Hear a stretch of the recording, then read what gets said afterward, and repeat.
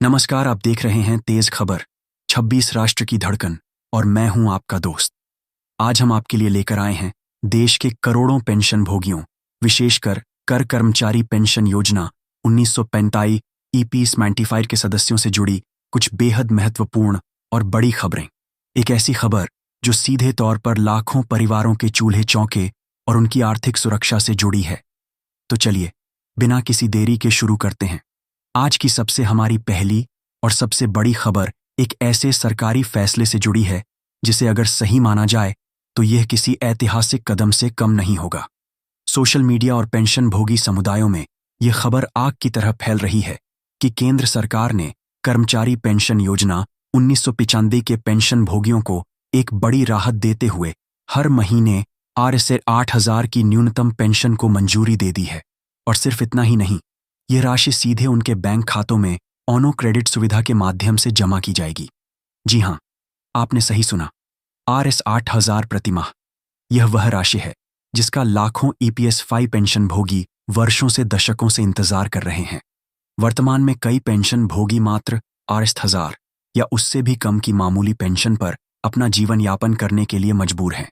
इस कम्र महंगाई के दौर में यह राशि उनके लिए दवा दारू और 2 वक्त की रोटी का इंतजाम करने में भी नाकाफी साबित होती है। ऐसे में RS 8,000 की पेंशन की खबर उनके लिए किसी सपने के सच होने जैसी है।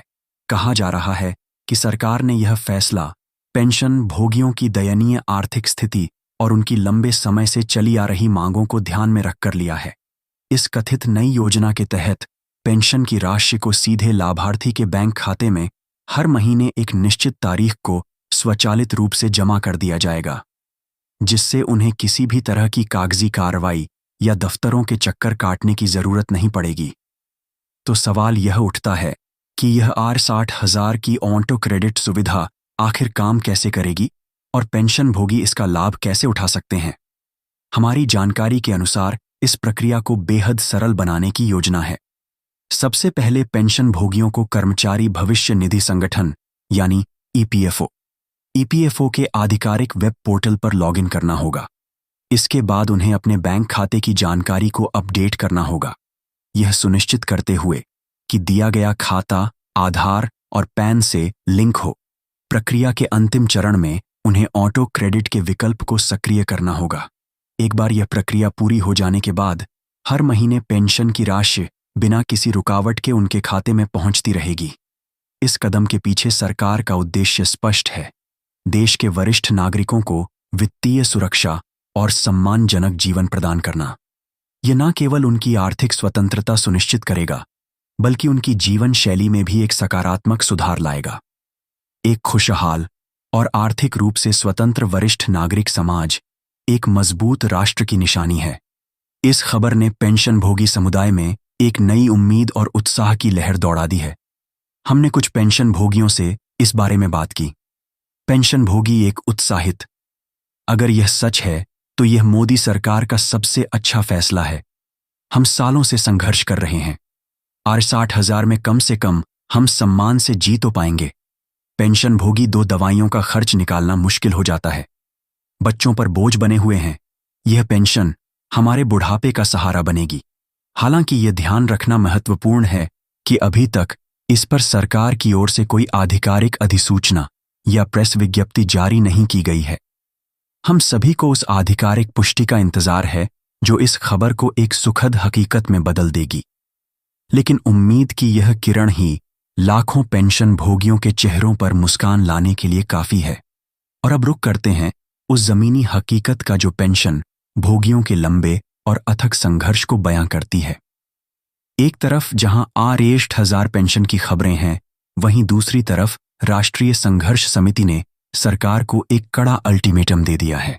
समिति का कहना है कि अब पेंशन भोगियों की बदहाली किसी भी कीमत पर बर्दाश्त नहीं की जाएगी। हाल ही में उत्तर प्रदेश के एक प्रमुख शहर में EPS 25 राष्ट्रीय संघर्ष समिति द्वारा एक विशाल 1 दिवसीय कार्यक्रम का आयोजन किया गया।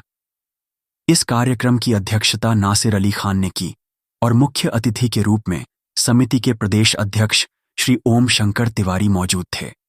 इस मंच से जो आवाज उठी वह सिर्फ कुछ 100 लोगों की नहीं, बल्कि देश के 78 लाख से अधिक पेंशन भोगियों के दर्द और गुस्से की प्रतिध्वनि थी।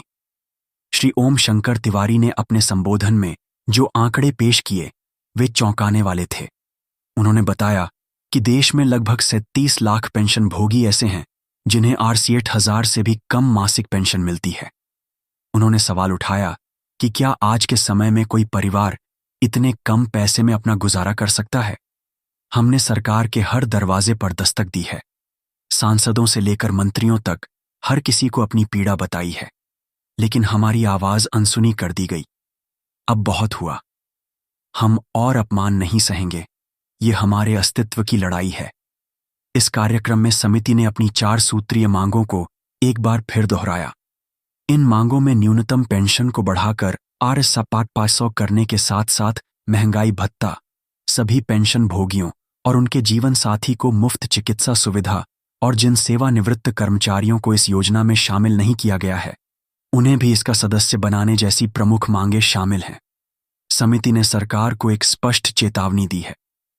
श्री तिवारी ने ऐलान किया कि यदि 31 जुलाई तक उनकी मांगों पर कोई सकारात्मक कार्यवाही नहीं होती है तो देश भर के लाखों पेंशन भोगी दिल्ली की ओर कूच करेंगे। जी हां, दिल्ली में एक विशाल और ऐतिहासिक प्रदर्शन की तैयारी की जा रही है। राष्ट्रीय संघर्ष समिति ने 4 और 5 अगस्त को नई दिल्ली के जंतर मंतर पर एक अनिश्चितकालीन धरना प्रदर्शन का आह्वान किया है। समिति का कहना है कि इस बार वे खाली हाथ वापस नहीं लौटेंगे। जब तक सरकार उनकी मांगों को मानने का लिखित आश्वासन नहीं देती, तब तक उनका आंदोलन जारी रहेगा। इस कार्यक्रम में जो पेंशन का काम करेगा वही देश पर राज करेगा जैसे नारे भी गूंजे जो पेंशन भोगियों के बदलते रुख और उनकी राजनीतिक ताकत का संकेत देते हैं। इस महत्वपूर्ण सभा में बीपी मिश्रा, रमेश चंद्र श्रीवास्तव, राजाराम द्विवेदी, विजय कुमार श्रीवास्तव, सरदार सरजीत सिंह, आर डासी चौधरी और पंडित मशकरी जैसे कई वरिष्ठ पदाधिकारियों ने भी अपने विचार रखे और आंदोलन को तेज करने का संकल्प लिया। राष्ट्रीय संघर्ष समिति के इस आह्वान के बाद देश के कोने कोने में पेंशन भोगी दिल्ली आंदोलन को सफल बनाने की तैयारियों में जुट गए हैं।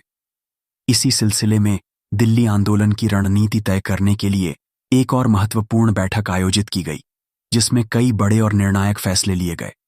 यह बैठक पेंशन भोगी समुदाय के लिए एक करो या मरो की स्थिति जैसी थी।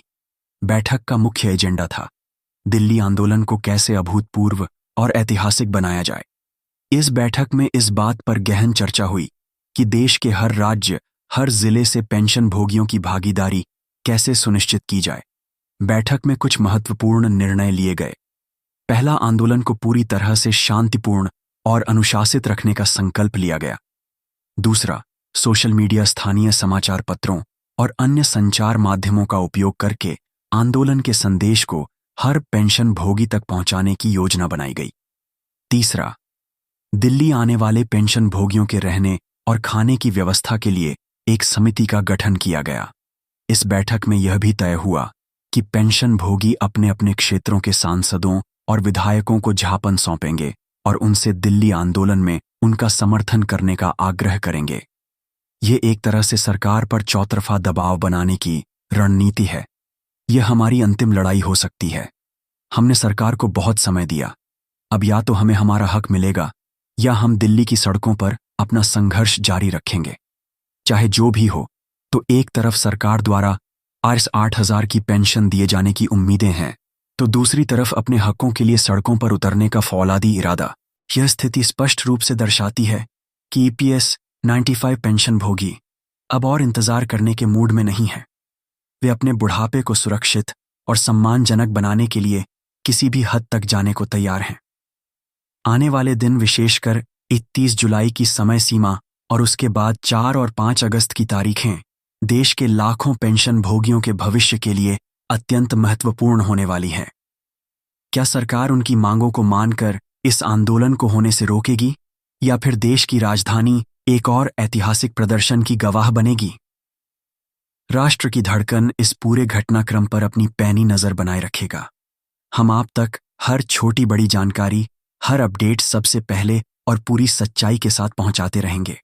आज के लिए बस इतना ही, लेकिन पेंशन और आपके अधिकारों से जुड़ी हर खबर के लिए हमारे चैनल को सब्सक्राइब करना ना भूलें और इस वीडियो को अपने सभी मित्रों और परिवारजनों के साथ साझा करें ताकि वे भी इस महत्वपूर्ण मुद्दे से अवगत हो सकें।